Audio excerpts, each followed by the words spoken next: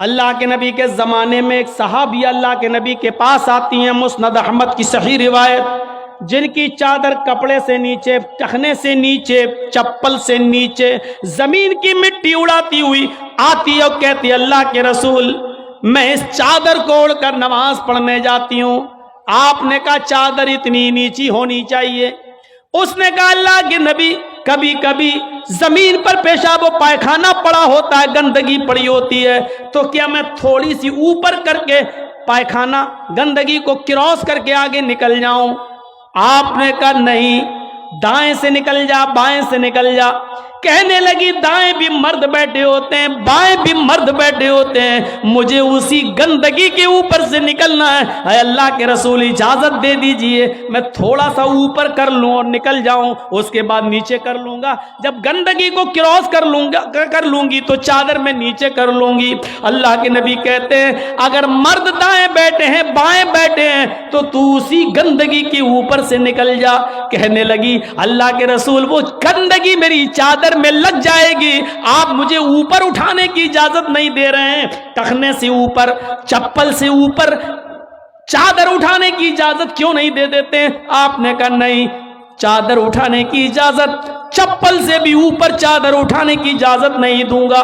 کہا اللہ کے رسول پھر اس چادر میں پیشاب و پائخانہ لگ جائے گا۔ آپ نے کہا لگ جانے دے۔ کہنے لگی اے اللہ کے رسول اسی چادر کو تو اوڑھ کر میں نماز پڑھتی ہوں مسجد میں، جب اوپر عورتوں کا الگ انتظام ہوتا ہے یا پردے میں عورتوں کا انتظام ہوتا ہے تو میں اسی چادر کو اوڑھے اوڑھے نماز پڑھتی ہوں۔ آپ نے کہا اسی چادر کو اوڑھ کر نماز پڑھ لے۔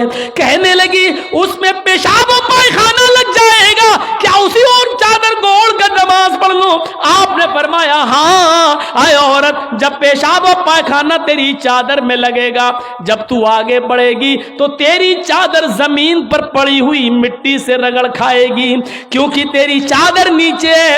جب پیشاب و پائخانہ اس میں بھر جائے گا، جب تو آگے بڑھے گی تو زمین پر پڑی ہوئی مٹی پر تیری چادر رگڑ کھائے گی، اور زمین پر پڑی ہوئی مٹی سے رگڑنے کی وجہ سے زمین کی پاک مٹی تیری چادر کو پاک کر دے گی، لیکن تجھے چادر اٹھانے کی اجازت نہیں، اسی چادر میں تو نماز پڑھ لے۔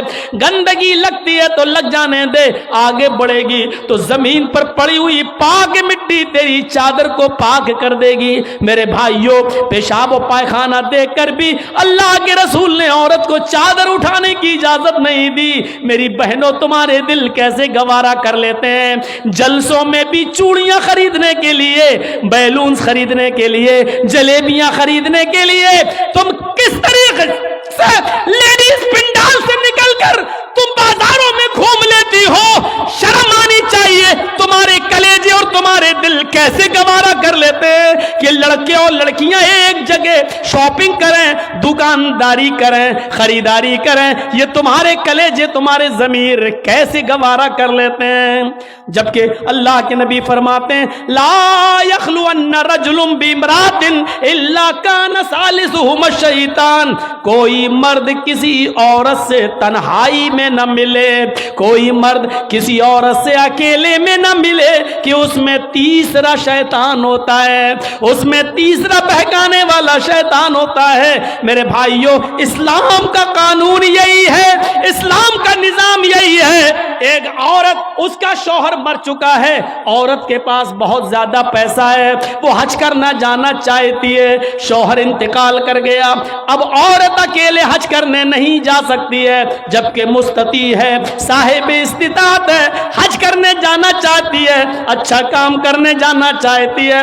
اسلام کہتا ہے کہ تیرا شوہر نہیں ہے تو بھائی کے ساتھ جا، بھائی نہیں ہے تو باپ کے ساتھ جا، باپ نہیں ہے تو بیٹے کے ساتھ جا، لیکن کسی محرم کا ہونا ضروری ہے، اس کے ساتھ جا۔ چیخ کر عورت کہتی ہے کوئی نہیں ہے، میرے پاس دولت ہے۔ اللہ کے نبی کہتے ہیں پھر دولت سنبھال کر اپنے پاس رکھ، اگر تیرا بھائی نہیں ہے، بیٹا نہیں ہے، شوہر نہیں ہے، باپ نہیں ہے، کوئی محرم نہیں ہے تو اکیلے حج کرنے نہیں جا سکتی ہے۔ نہیں، اے اللہ کے نبی، میرا پڑوس میں بڑا اچھا نیک हाजी नमाजी नेक आदमी रहता है, मैं इसको भाई बना लेती हूँ, चली जाऊं। फरमाया नहीं नहीं, मुंह भोले भाई को भाई बनाकर उसके साथ तुम हज करने नहीं जा सकती हो, इसलिए कि अपने मुंह से किसी को भाई बोलने से वो तुम्हारा सगा भाई नहीं हो जाएगा, अपने मुंह से किसी को बेटा बोल देने से वो बेटा नहीं हो जाएगा। तुम किसी को बेटा बोल दो, भाई बोल दो, जो चाहो बोल दो, लेकिन इस्लाम ये कहता है कि उसके साथ भी औरत को इजाजत नहीं है कि वो हज करने जाए। अगर कोई नहीं है तो मत जाओ, लेकिन इस्लाम इस बात की इजाजत नहीं देता है कि तुम अकेले जाओ या किसी को बहन, किसी को भाई या बेटा बनाकर जाओ, इस बात की इजाजत नहीं देता। इस्लाम एक इबादत में, हज जैसी इबादत में भी औरत को किसी गैर मर्द को मुंह बोले भाई और मुंह बोले बेटे के साथ भी जाने की इजाजत नहीं देता। तो मेरे भाइयों, जब खाने काबा में जाने की इजाजत नहीं देता है, सफा मरवा की सई की इजाजत नहीं देता है, इतनी खूबसूरत इबादत की इजाजत नहीं देता है, तो बाजारों में अकेले घूमकर शॉपिंग करने की इजाजत कैसे देगा? फिर बाजार के अंदर औरत को अकेले जाने की इजाजत कैसे देगा? इतनी खूबसूरत इबादत करने की इजाजत नहीं देता है, इतनी खूबसूरत इबादत करने की इजाजत नहीं देता है, तो मेरे भाइयों फिर औरत को बाजारों में घूमने की इजाजत कैसे देगा? फिर बाजार में घूमने और बाजार में सैर व तफरीह की इजाजत कैसे देगा? हमारी माँ बहनों को इस बात को सोचना चाहिए, गौर करना चाहिए, संजीदगी से इसको लेना चाहिए। एक जमाना था, हजरत फातिमा कह रही हैं, आए अली मैं इतनी बीमार हूँ, इतनी बीमार हूँ, लगता नहीं कि इस बीमारी में मैं बच पाऊंगी। आए अली अगर मुझे कुछ हो जाए, अगर मेरा इंतकाल हो जाए, आए अली तो मुझे दिन के उजाले में दफनाने मत ले जाना, रात की तारीकी में ईशा की नमाज के बाद मुझे कब्रिस्तान में दफन करना। हजरत अली ने कहा, ऐ फातिमा ऐसा क्यों कह रही हो? अगर तुम्हारा इंतकाल सुबह फजर के बाद हो तो क्या ईशा तक हम तुम्हारे जनाजे को रखेंगे, मिट्टी को रखेंगे? तुम्हारे बाप का, तुम्हारे अब्बू का फरमान है कि मैयत को जल्दी कब्रिस्तान ले जाओ, फिर मैं लेट कैसे करूं? फरमाती हैं, आए अली, आए मेरे प्यारे शौहर, मुझे रात में ही ले जाना, मेरी बात को गिरा बांधो, मेरी बात को मजबूती से पकड़ लो, मेरी वसीयत को याद रखना, चाहे मेरा इंतकाल कभी भी हो, लेकिन मुझे ईशा के बाद दफनाना, मुझे दिन के उजाले में कब्रिस्तान न ले जाना। ऐ अली मैं नहीं चाहती हूँ कि मेरे मुर्दा जिस्म पर पड़े हुए कफन पर भी किसी गैर मर्द की नजर पड़े, मैं अपने कफन पर भी किसी गैर मर्द की नजर नहीं पड़ने देना चाहती हूँ। ऐ अली मुझे रात में ले जाना, दिन के उजाले में नहीं। मैं नहीं चाहती कि मेरे कफन पर भी किसी गैर मर्द की नजर पड़े। मेरे भाइयों, इंतकाल के बाद निकाह जायज नहीं है, इंतकाल के बाद शादी नहीं होती है, लेकिन इंतकाल के बाद भी अपने जिस्म को तो छोड़ो, अपने कफन को भी किसी गैर मर्द को देखने की इजाजत नहीं दे रही हैं। ये था हजरत फातिमा का पर्दा। इस पर्दे की रोशनी में मेरी बहनों, अपने गरीबानों में झांक कर देखो, अपने गरीबानों के बटन खोलो और तलाश करो हम कहां खड़े हैं, हमारा पर्दा क्या है, हमारी इज्जत व आबरू क्या है। आज हमारे चेहरों का हरकस और नाकस देख रहा है, कल तक हमारे इन खूबसूरत गालों को कभी आसमान की निगाहों ने भी नहीं देखा था, चांद और सितारों ने भी नहीं देखा था, और आज जो चाहता है देख लेता है। हरकस और नाकस जिसको चाहो आज वो बड़ी आसानी से हमारी बहनों बेटियों का दीदार कर रहा है।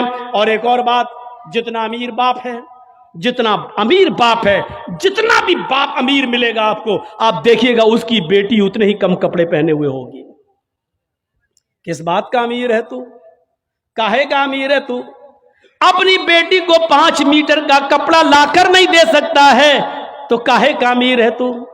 कंजूस और बखील बाप। अल्लाह ताला ने इन अमीरों को ऐसी सजा दी है, ऐसी सजा दी है।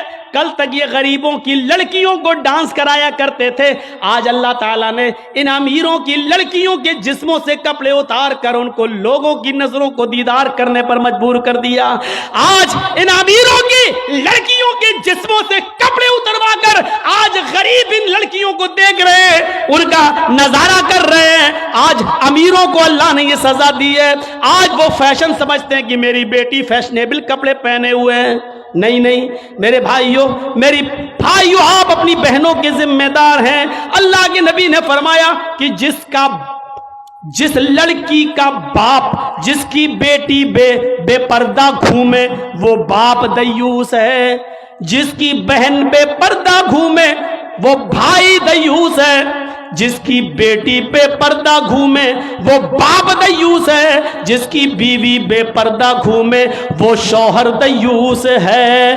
غور کرو کتنی صاف لفظوں میں، کتنے صاف لفظوں میں اللہ کے نبی نے فرمایا، جس کی بہن بے پردہ گھومے وہ بھائی دیوس، جس کی بیٹی بے پردہ گھومے وہ باپ دیوس، جس کی بیٹی بے پردہ گھومے وہ باپ دیوس، جس کی بیوی بے پردہ گھومے وہ شوہر دیوس۔ اب دیوس کا معنی اگر ہم سمجھ جائیں تو سارا معاملہ حل ہو جائے۔ دیوس، دیوس کا یہ تو عربی لفظ ہے نا، اس کا اردو میں ترجمہ ہوتا ہے، سننے کی طاقت ہے؟ سنیں گے؟ دیوس کا مطلب ہوتا ہے بھڑوا، اور بھڑوا کس کو کہتے ہیں بتانے کی ضرورت نہیں، جانتے ہوں گے۔ بھڑوا کہتے ہیں اس کو جس نے اپنی بہن، بیٹی یا بیوی یا ماں کو غلط کام کرنے کے لیے کسی اڈے پر بٹھا دیا ہو، چکلے پر بٹھا دیا ہو، اور ان سے غلط کام کرواتا ہو اور ان کی کمائی کھاتا ہو۔ عربی زبان میں اس کو دیوس کہتے ہیں اور اردو میں اس کو بھڑوا کہتے ہیں۔